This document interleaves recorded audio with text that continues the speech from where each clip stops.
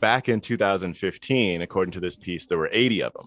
And when there were 80 of them, folks was like, what? Like, we have gone out of control. Can someone please tell Jeremy Grantham that this is happening right now? Get GMO online too. Yeah.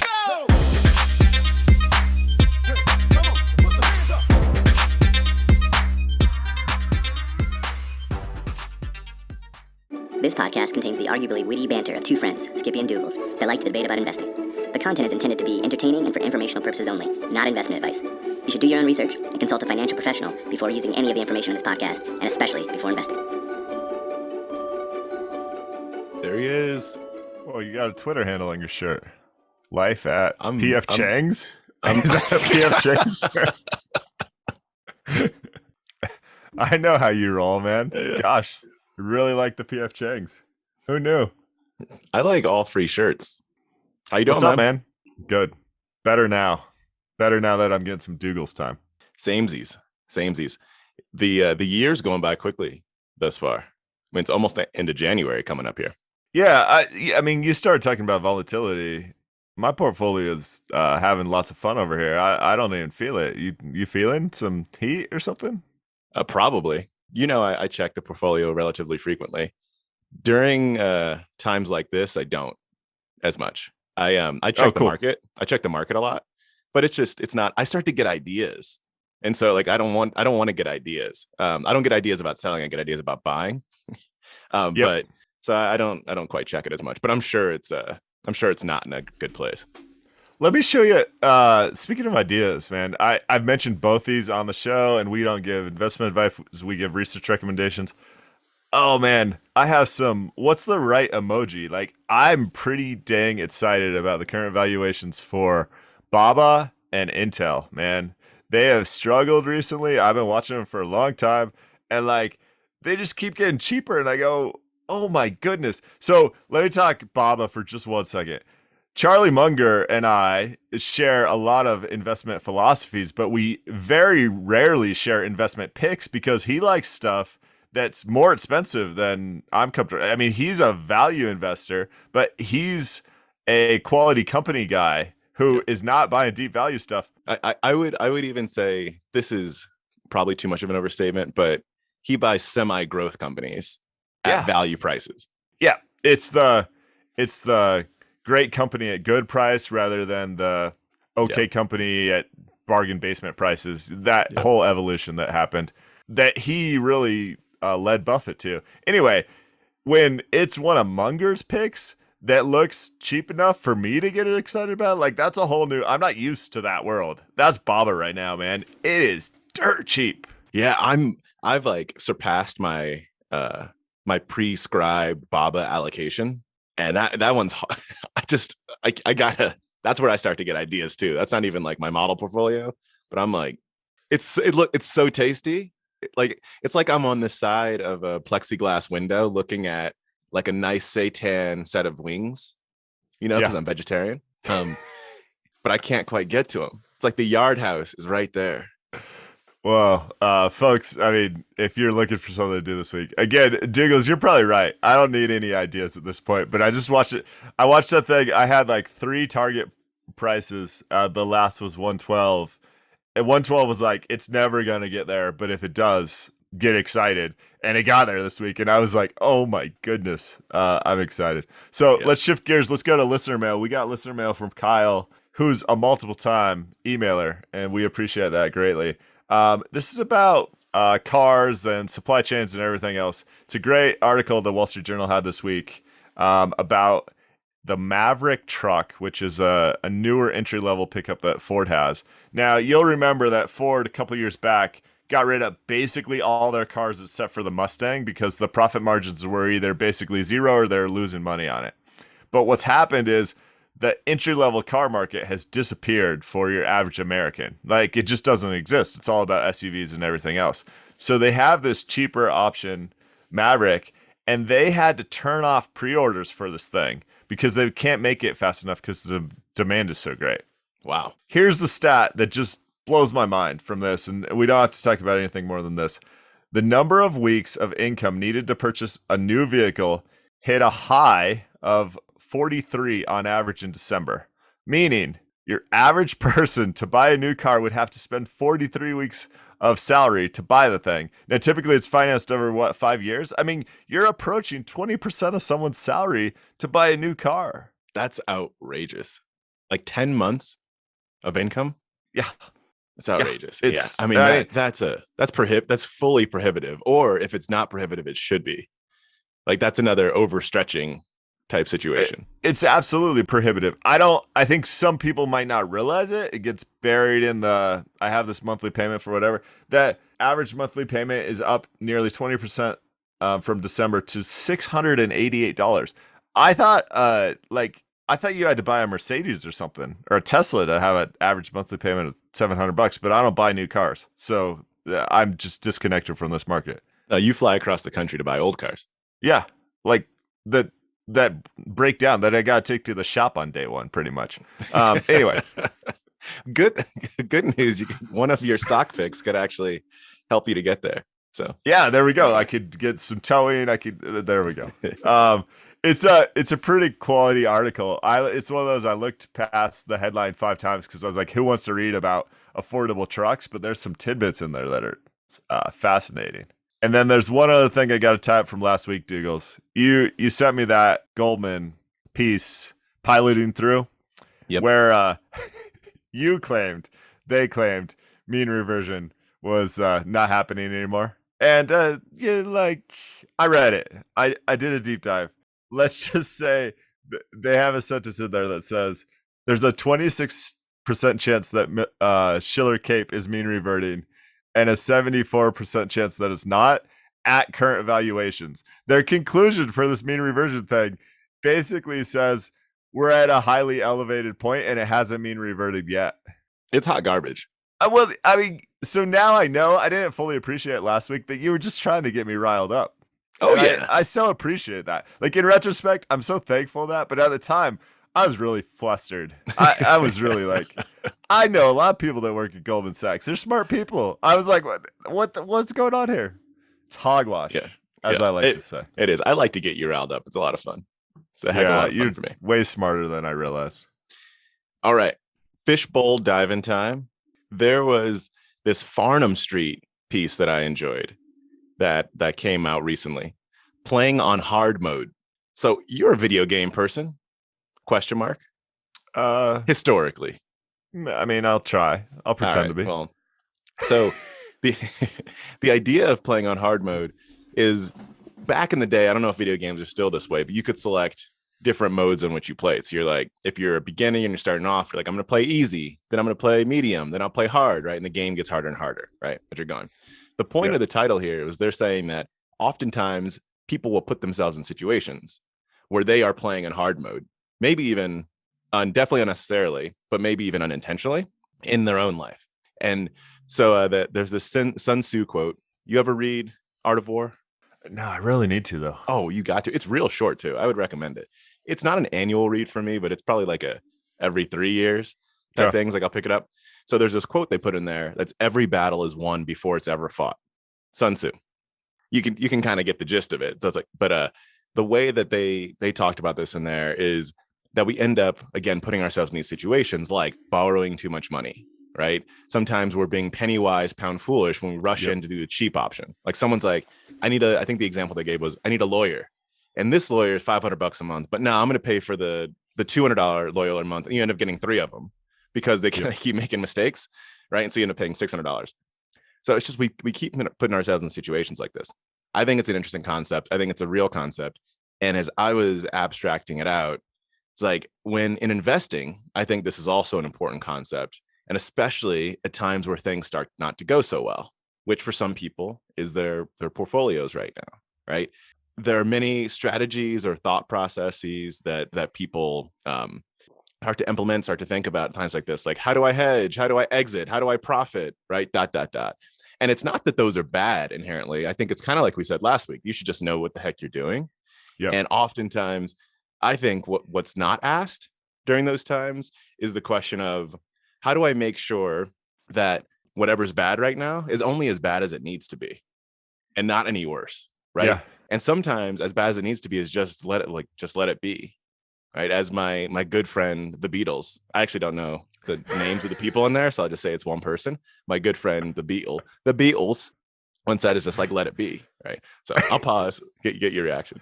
So, so many good thoughts in there, Doogles. I mean, one of the things that I find when people call me and they're freaking out about their portfolio, 80% of the time, this is how it goes. I go, okay, what account are we talking about? Like, this is this pre-tax, post-tax? Is this retirement funds? Is this whatever? I won't say 80%. I'll say more often than not, people go, this is retirement funds, and I'm not retiring for 20 years. And I go, well, why do you freaking care? You should be rooting for the thing to go down. Like, you should literally be rooting for the stock market to crash 80%. So you can buy at cheaper valuations for the next 20 years so you can make tons of money. Like, what are you freaking out about is the context I would add. Is this money you need in 3 months? If so, and it's dropping drastically, that means you invested it with the wrong approach currently. And let's talk about how we revise that and protect against that. If this is stuff you probably don't need for even 3 years, like, chill. And if it's 20 years, just don't look at the thing. If that's how your mind is set, like, there's no reason to. So I find there's these artificial freakouts a lot of the time that if you have the right perspective, don't even matter. I love that. I love that question. That's a great addition to it.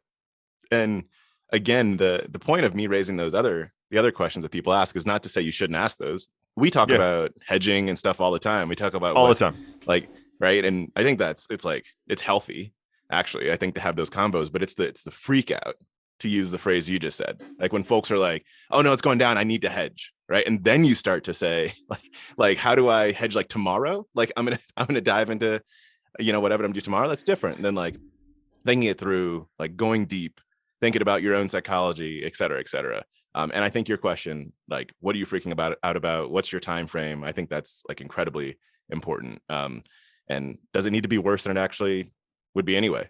There's another really great piece of advice, and it might be Jason Zweig, or it might have come from someone else. I've been reading so much Howard Marks that it could be in there. And it's almost to find someone that you can bounce ideas off of before you make drastic changes to your portfolio, especially when it's going down. Call it a financial consultant or a counselor, or just a good friend who actually knows what they're talking about. Because so often, if you go to someone else, they're going to help you find the right perspective. And that reminds me of an article I read this week, also in the Wall Street Journal. Daniel Pink came out with a breakdown saying regrets are actually a positive thing in life.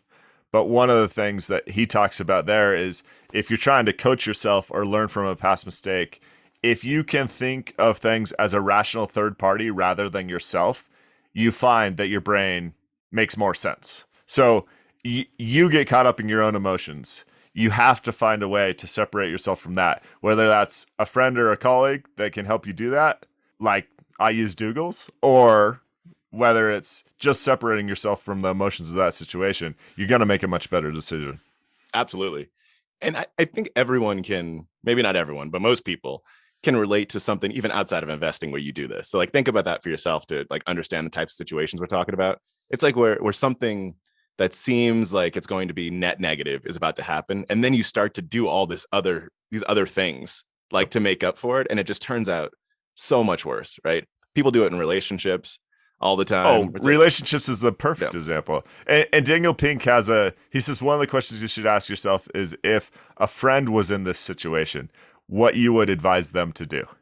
Even though it's you. It's you in this situation, but you think of it as if a friend. And then he went as far to say, and then write yourself an email as if it's to a friend with your name on it that says, here's my advice to you, and here's what you're feeling, so you can go back and look at that 3 months down the line. Really interesting stuff. He's a talented guy. Psychology, man. Psychology. Yeah. What's in your fishbowl? That's good, man. Thank you for bringing that up. Just one off thing. I have a bunch of little things today, but, like, America has 8 parking spaces for every car. And there's an awesome article in Fast Company. I can put it on the Twitter if you want to dive deep, but about how urban planning evolved in America and about what that means for our growth and how that limits walkability and bikeability in so many of the suburban areas, and towns and communities that are rethinking that. Like they mentioned the city of Buffalo in New York and how downtown just kind of died. And they said, we have all this parking that no one actually uses anymore.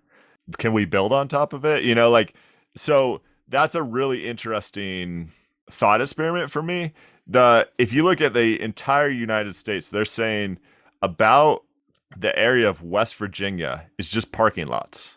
We have one whole state of parking lots. That is why that's out of this world. Is this like a law of averages type thing? Because a brother can't find a parking spot if he's trying to like go downtown. So is it kind of, well, I'm curious if they broke it down. Like, you mentioned Buffalo.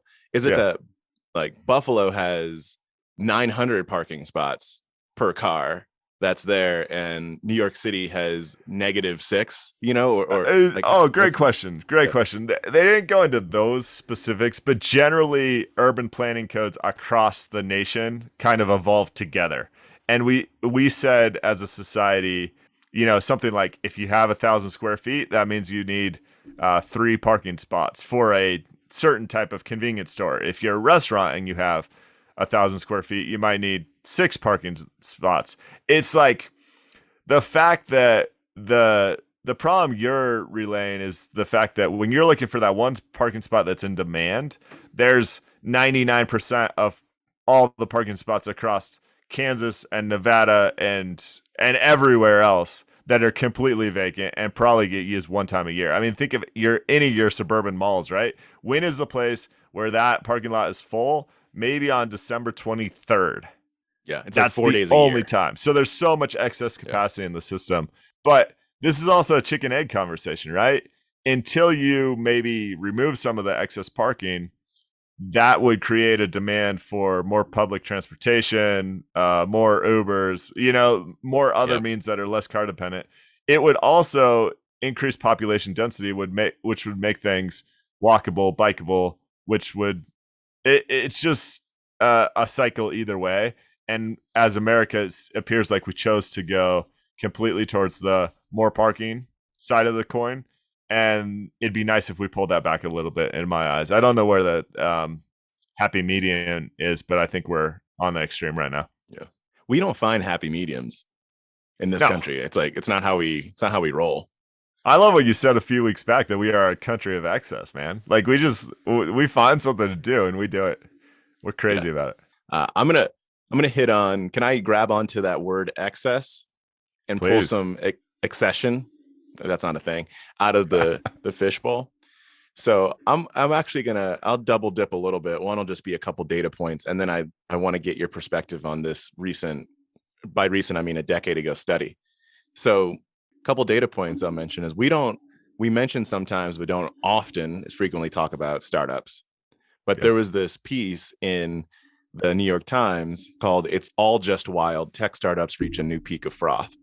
That when we're talking about what's happening in the public markets, right? And we discussed, was that 7-8 months ago with Adam Burrows, the startup investing piece. This couple data points I'll drop. This piece was saying, so there are more than 900 tech startups that are worth more than $1 billion. So $1 billion tech startup they're called unicorns. Yep. That's wild. That is absolutely wild. This used to it used to seem like a handful, Doogles. You're saying there's 900? Yeah. And so, the reason that they're called unicorns was because when that term was coined, there were like very few of them. And back in 2015, according to this piece, there were 80 of them. And when there were 80 of them, folks was like, what? Like, we have gone out of control, right? Can someone please tell Jeremy Grantham that this is happening right now? Get GMO online too. Yeah, exactly. So that was 80 about 7 years ago, and there are more than 900 now. U.S. startups raised $330 billion last year, which doubled 2020, which was $167 billion. And then we got to bring it to some NFTs here. OpenSea, which is the marketplace for NFTs. It's a 90-person startup valued at $13.3 billion right now. Okay. I wasn't gonna go there. Just a side tangent on OpenSea. I don't know if OpenSea is a primary offender, but I read about this 2 weeks back, Doogles. So the way NFTs work, you have your image that you're supposed to be the owner of, right? And you upload it to something like OpenSea and put it on blockchain, and then you can auction it off. Seems perfectly rational. Apparently, some marketplaces are not validating new images that get uploaded. So there might already be that NFT sold and worth, let's just $10,000. It might already be out there. Someone effectively, I'm simplifying here, takes a screenshot, uploads that to another NFT marketplace, or maybe in some of these worse abuses, the same marketplace sells the image that is not their own and claims that they have ownership for that. And there appears to be a gap in verification of ownership of that. How tragic / terrifying is that? Oh man, this world. Oh, this world. It brings me. I didn't intend to talk about this, but there's this book I read recently called The Drunkard's Walk. I don't know if you've read that, but it's about randomness. Uh-huh. I'd recommend it. It's about randomness and how people have this like falsely innate false view of statistics. Like we just can't do maths like particularly good. But one of the things that they brought up was they were looking at box office hits. How box office hits can also be random, like movie sales can be random. And there was this test where they released the same movie, like they A/B tested releasing the same movie to see how much it would make, like the exact same film. Yeah. And one movie ended up making more than the other. And they would have people that watched both movies and would like critique one and like say how the other one was better, and they'd seen the same film. And the point of it was basically to say like there's so many things that impact stuff like that. Like it's the what you read that day, like recent conversations you had, your like current perspective on the world can change the way that you're viewing something, and that like leads to quote unquote randomness, right? Because it's like, but anyway, that it just makes me think about that, like how if you release the same image, or sorry, two different people even release the same image, there's all the copyright stuff too, but then one could be worth $1 billion and one could be worth 6 cents, and it is the same thing. No, so that's worse in today's world, because I don't think you're thrifty enough to sell on eBay like I am, Doogles. But you can get caught. He's laughing over there. You can get caught in these algorithms where you're either the first hit that everyone sees when they search for that sort of product, or you're the last. And that the difference in sales price is probably at least double, if not more. You see that happen on social media with things that go and everything else. Sorry, with the luck point, I got to go back to Howard Marks in the Most Important Thing book. I'm pretty sure it's chapter 16, if not, it's chapter 17. He breaks down how outcomes don't lead to skill, and as a society, especially in the investment space, we say, "Oh, this person is worth $100 million. They must be smart," and we don't look at their process and say, "But actually, they played Russian roulette 5 times and just got lucky with the coin flips." Like that does not mean you're a good investor. There's a lot of people out there that just got lucky with coin flips. It's really good stuff. Speaking of that, if you don't mind, Doogles, because I do want to get back to your startup stats. You know who didn't get lucky with coin flips in January of last year? Who? Melvin Capital Management. Oh no! And oh yeah, my boy. I'm gonna call him Gabe Plotkin, but it's probably, I'm probably missing. He lost almost $7 billion in a month, 55% of his portfolio, Doogles. And I don't want to dwell on this. I will say this is another good article that the Wall Street Journal did. But any ideas how you lose 55% of your portfolio in a month, Doogles? Last January, meme stocks and Reddit, with a combination of leverage and shorting. I mean, like, this is another guy. He's part owner of the Charlotte Hornets. I mean, he has like condos everywhere you could ever want to have a condo. He appears to be an incredibly talented investor.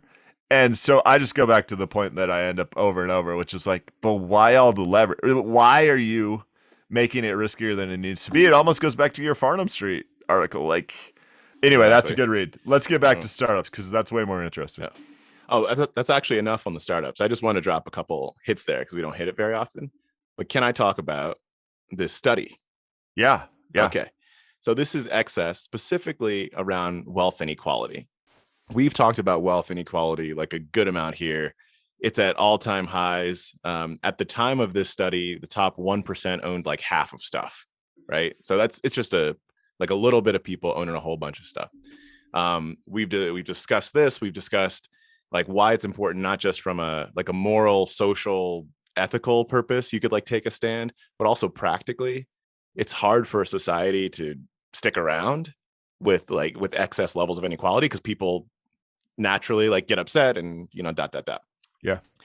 What we've also touched on is we discussed like briefly what can you do about it, and we've talked about Piketty's Capital in the 21st Century, and he brings up the R is greater than G and wealth taxes. We discussed, and we did talk to redistribute the bubble a year ago, right?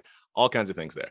Anyway, my boy Dan Ariely, who is a Duke professor, a Duke Blue Devils professor as well. He's the professor of Blue Devils at Duke University, and he's also the author of Predictably Irrational, which some folks may have read. He put together a paper with Michael Norton from Harvard called "Building a Better America: One Wealth Quintile at a Time." You sent this over to me a couple of weeks ago. I think it's really interesting. Yeah. It's about a decade old, but hold its weight. So what they did, I'll drop the methodology and then see if you have any initial reactions. We can keep going. What they did was, instead of looking at like a bunch of statistics and economics and all that and saying, how do we fix inequality, or what is the, maybe I should say this, what is the right blend of inequality? Yeah. They just asked a bunch of people. So they surveyed about 5,500 people in America and asked them which of 3 potential income distributions they would want for the US. And specifically, if they chose those income distributions and were randomly assigned to them. And these are in quintiles. So 5 different groups of folks. And they said, which of these would you want if you were randomly assigned? So you could be the richest of the rich or the poorest of the poor at random. Which would you want? And they gave them 3 options. They were blind to what the options represented. But one was the current US at that time. Yep. Like, this is what the US looks like. One was an equal distribution. So 20%, 20%, 20%, 20%, 20%. And the third was Sweden. Now, again, no one knew what those were, and Sweden's between the equal and the US. So, make sense? Yeah, and I love the process here. Like, that's really clever, because you kind of hide people's natural biases from selecting what they think is so-called fair. Exactly. And there was a representative sample. So they looked at this was back in like 2011, I think, is when they wrote this paper. And so when they look at representative, it was demographics from like gender identity perspective. They also looked at how people voted in the prior election.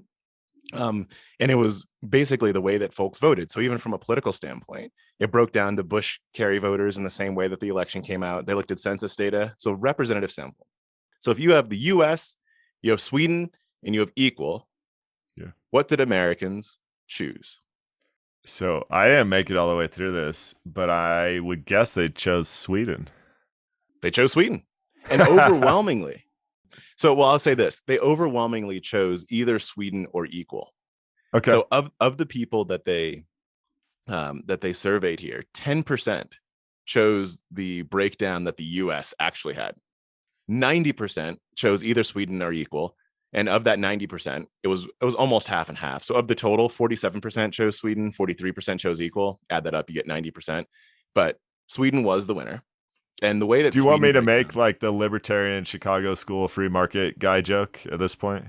Or it sounds like a long joke. Go ahead. This is why communism is initially popular. But just initially, Doogles. And he didn't laugh. Never mind. Let's cut that. All right, continue. So the way that Sweden breaks down, again, this is in quintiles, is the top 20% of people own about 18% of wealth. Yeah. The second quintile is 38%. Then you go 15%, 21%, 11%.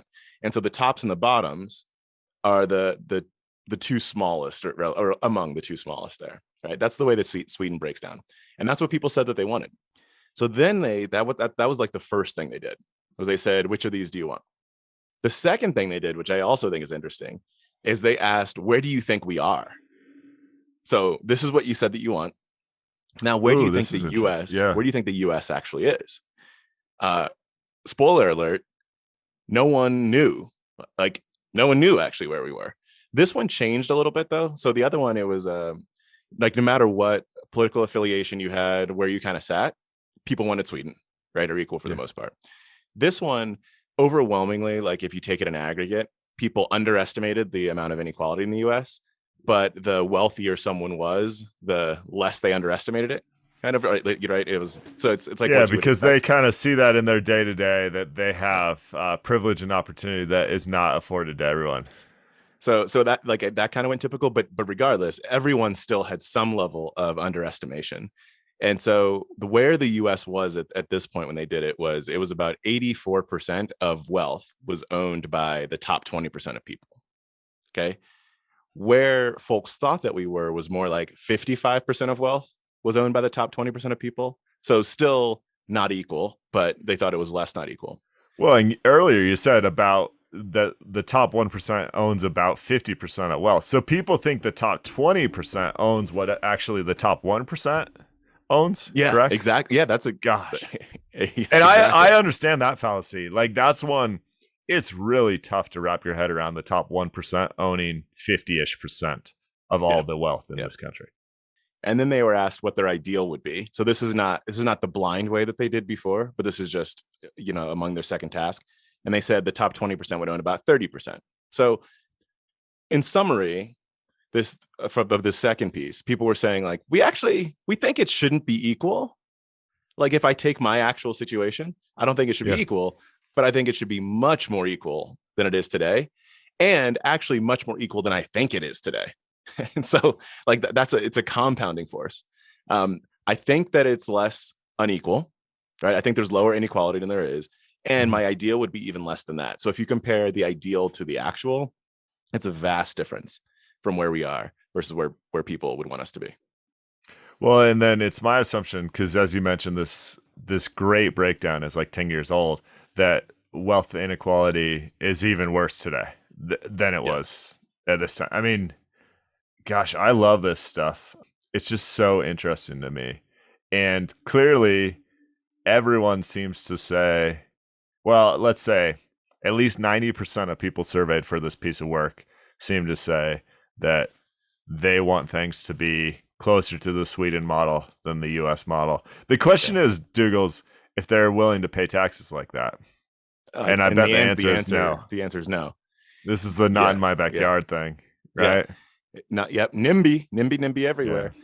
And I think the other piece is, and this gets to your hilarious joke that you made around where people like intellectually, where they kind of want to be versus in practicality. Because I believe, and what the reason I thought about this with excess, why I tied it to your statement on excess, is that if you look at I don't know what the actual definition of the American dream is, but whatever, the idea of the American dream, I think, or the American promise maybe, is the ability, like the US technically, right, gives the ability for folks to be in the 84, the group that owns the 84% of, assets. And that's a thing, I think, that when you have the breakdown like Sweden has, it's like, well, you can't get a lottery ticket. Like we want to be able to log into Robinhood, get on like 99% leverage and buy AMC because that might be a lotto ticket. And in the place where 18% of people are in that top echelon, like it's not likely that you can get there. Now, it might be equally unlikely that you get there, right, in this world, but it feels like you see it. You see the Bezos, right, that or Steve Jobs, right, that comes from fairly humble beginnings to get to something, right? Whereas the case might be more like the Bill Gates that comes from not humble beginnings and like gets to something. Yeah, right? Bill Gates had a lot of advantages. Right. So yeah, I thought it's an interesting piece. I'm always intrigued by this kind of stuff. Thank you for sending it over. I love reading this. Yeah, no, I appreciate the breakdown because I didn't get a chance to do a deep dive. Let me tie up one thing. This is from 6 or 8 episodes back, but you sparked my memory when you talked about lotto tickets. In 2021, everyone's favorite, well, no, some people's favorite lotto ticket was crypto. And I kept going to Doogles and being like, hey, I don't love the thing. I'm not claiming it's a good investment, but it's doing some good. You know, we talked about Afghanistan. We talked about all these other things. What really breaks my heart, and it's shouldn't, but it just does, it makes me sad, I guess, is like with the most recent crypto crash, I know there's some girls' schools in Afghanistan that get paid in Bitcoin because they didn't feel like they had a stable financial system. We've talked about Turkey and people transferring assets to crypto. It's really unfortunate that it's still so volatile, that people that thought they were escaping, governments that didn't have their back, probably ended up in the same situation, and in some cases ended up worse off than they would have before. So that just, I don't know. I just wanted to mention it because that's too bad. Yeah, it is. And it's why we talked about it, because it's the movie that tends to play over and over again. That you have the folks that are in the worst position, that see a way out, that grab onto the thing that turns out to be a fading. And I'm not saying that Bitcoin is a fading or any of that nature, but oftentimes I know it what turns you're out saying. to be. Yeah, right? I totally know what you're saying. It's hard. What's next in your fishbowl? I want to touch on one thing. There's an article on portfoliocharts.com, and this really was last week when it was a tough week in the market. They highlighted 4 top portfolios that they claim to be recession-proof.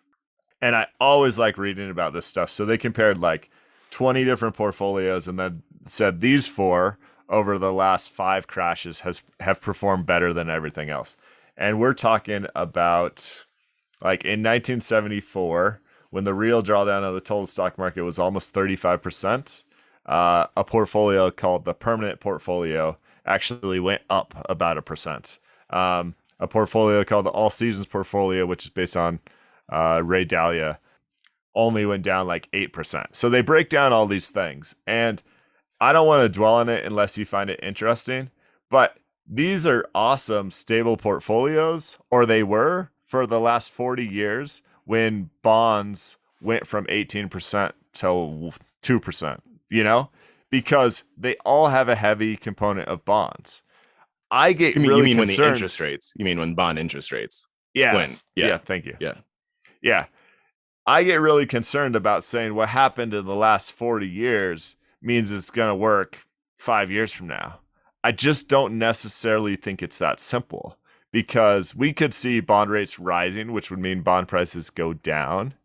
And that would really hurt these portfolios in maybe the next recession. So as much as I love reading stuff like this and thinking through the hedging or the equity insurance or whatever words you use, and I think there is a place for some of these portfolios that are heavy in bonds and sometimes heavy in gold or commodities or real estate, I get concerned that people are saying the past is a predictor of future returns and not realizing how different the world is today.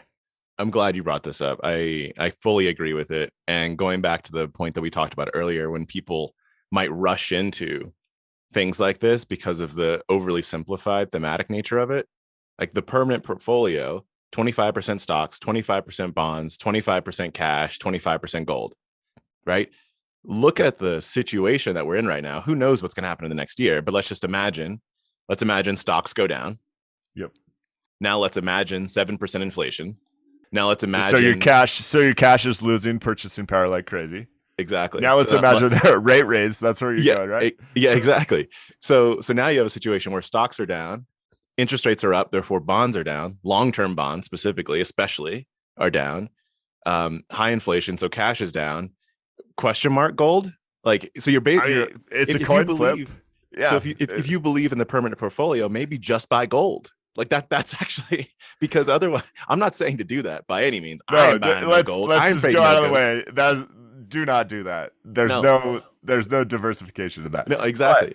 But your point though, it is well founded. Like someone is going to read an article like this and be like, you know what? I'm not having fun in the market right now. I'm switching to the permanent portfolio. It worked in 1974. And all I'm saying is it's not 1974, people. Like, this is not, don't do your first level thinking, do your second level thinking and actually think through these cycles, because this article has good intentions and these portfolios are well founded and go back. I mean, many of these, that like the permanent portfolio, there's some people that claim that even goes back hundreds of years when people talked about diversifying assets between cash and commodities and like equities of the time.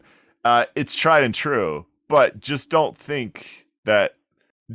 be completely unaware of your surroundings. That's my whole point. Good to read about, good to understand, and look at the history and the data in the history. But to your point, second level thinking. A little bit. Yeah. Second level thinking. All right. What's next for you? This isn't a deep fishbowl item per se, but, and I know you don't like to talk about these things, but I want to drop just a little soupçon of a data point over the last week in the market. I know, but it's interesting. I'm not going to look at it in aggregate, but some of the volatility that's happening right now is like entertaining.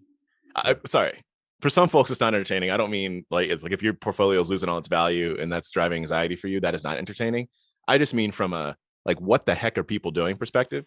So I've gotten into this rhythm, just like Jamaican bobsled team, like feel the rhythm, feel the rhyme. Yeah, I've gotten into this rhythm where so the market will close. I'll look at futures way up. Futures are way up. Go have dinner, hang out with the fam, do a little work, go to bed. I wake up in the morning, futures way down, right? 9:30 ET in the morning comes around, market's up when the futures were just down. Then around, the futures were up and then the futures were down. So the futures were up at night, futures were down in the morning. Then when the market actually opens, the market is up, and then in the afternoon the market's down.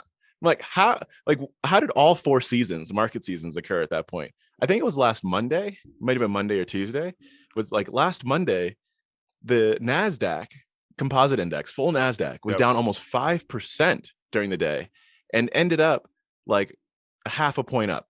Or so it's like something along it was Monday. Yeah. I was doing some that was absolute craziness. And this is why it's the appropriate time to I love my portfolio right now. It's a bunch of deep value conservative stuff. And like I'm ready for my beach vacation for 18 months and then to look at the thing later, because it's gonna be painful to get there. But once we get to the other side of the chaos, the volatility, like some people are going to be happy. Others are not. Yeah. It's I can't always ask the question of what's the psychology of what folks are doing right now, because there's a lot of computer algorithms that are doing things too. So it's not always people, but like, it's just weird that like 10 minutes ago, I was like hating the stock market. I was like, why'd I ever get in the stock market? Selling all this stuff. And then I go, why am I not in the stock market? Like, how am I not in the stock market? I mean, this volatility is absolutely wild. And even if your stocks, you always talk about your stocks are like hated, and you love that fact. I think right now they might just be forgotten. And that's great. Like if you just forget that there are certain stocks that like exist right now, because the stocks that aren't forgotten are the ones that have been, going up orders of magnitude over the last couple of years right now, that folks are getting out of. But it's just it's interesting. Forgotten is an interesting term because this is one of those crazy days, like a Monday, where I was like, well, I should probably look. And my portfolio was up like, I don't know, 0.2% or so. Like nothing happened they were just, like you said, completely forgotten. Like no one even traded those stocks that day. Everyone else was freaking out about QQQ. Oh, actually, I'll throw out one other thing I sent to you this week that. Oh yeah. There were two things that I read just back to back that just made me chuckle, because it's interesting to read these things back to back. So one was about SARK, what you've talked about all the time, right? And how Total Capital Management decided to do SARK. And then I was like, oh, chuckle. I know Skippy's in it. Awesome, whatever. We talk about Kathy Wood all the time. Then I scroll down like 3 articles later. It's how there's a leveraged version of Kathy Wood's ARK, like ARKK, that's about to get launched. And I went, how are those two things in the same like paradigm right now? Like someone is, Then I had to woosah myself. Woosah. So the leverage thing you sent over, her portfolio's already like, it's already crazy gambly. Like, why would you throw leverage on top of that? If you have research, I don't believe anything I'm about to say, by the way, but it's for the sake of conversation. If you have research that shows that what is being held is going to produce 40% annual returns over the next 5 years, you better leverage. You better leverage. No, you. It would be irresponsible. If you're gonna make, not if to you're leverage. gonna make 40% a year over the next 5 years, you better leverage. You want to stay in the game. Like the only way to not get rich, if you think, which means you're insane, that you're making those returns, then you wait 5 years and you be diligent and you trust your process and you be scared like hell that those sort of returns are going to bring additional competition to the space, which is going to erode your returns, which is going to ultimately hurt you. You don't go, oh, hey, I'm already at the casino and it seems like red has the same probability as black. Like, oh, just, give me your jacket. I'm throwing that on the table too. Like, wiser words have never been spoken. I think that's absolutely brilliant. And I was talking to somebody yesterday about Warren Buffett, right, and Charlie Munger. And we've discussed, when we were discussing greatness and Tom Brady and Warren Buffett comparison last year, and we just discussed longevity and how that provides. So we discussed two things. One was, how the heck do these two men from Omaha end up living to 175 years old, drinking Coca-Cola and eating peanut brittle? That was number one we discussed. Well, Munger's not from Omaha, just to be clear, but yes. But they grew up to, like, he moved there at some point. I thought they they were there from a young age together. Like, maybe not grew up. I don't know if he grew up, but anyway. So that was number one. But number two is they're sitting on, I actually don't know what the cash pile is right now, but let's call it $150 billion. Like, it's a very something large huge cash pile.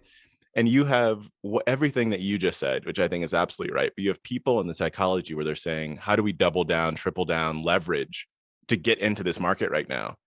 And you've got Buffett and Munger that are just sitting on cash. Like, it's the hardest thing to do, I think, for like the average person, is just to sit on that much cash. And when things get to where they get to, the brilliance that is, like, I think I don't know how long they're going to live. Right. But Munger's 97 or something like that right now. So, it's as like a final sign of patience and brilliance. I would love to see both of them be able to make it to the point where they could deploy this in like such a way that is like even more legacy producing than what they've done so far. No. So get your popcorn ready. Right. I mean, I love the way you articulated that. I cannot wait. Or let's just say I'm so hopeful that Buffett gets to deploy a cash pile in a bubble pop situation sometime in the next 3 to 5 years, because it will be absolute brilliance and he'll just be hitting home runs left and right. That would be really, really fun to watch as like a market nerd. I'm totally with you. And yeah, maybe I'm wrong. I was thinking Munger in his California home, in his adult life. I don't know much about his childhood, so I could be wrong with my facts there. They definitely knew each other early on, but I forget that formal connection. Cool. Anything else in your fishbowl? No, that's it, man. So guys, thanks so much. We had more subscribers, supporters of the show rolling this week. We really appreciate that. You can hit that up on skippydoogles.supercast.com. But we have a one-stop shop now. You can just go to skippydoogles.com and find everything, including latest show episodes, articles. There's some really nice stuff out there. Check it out. Thank you. And always rate and review the podcast, get more people to listen to us. So appreciate you all.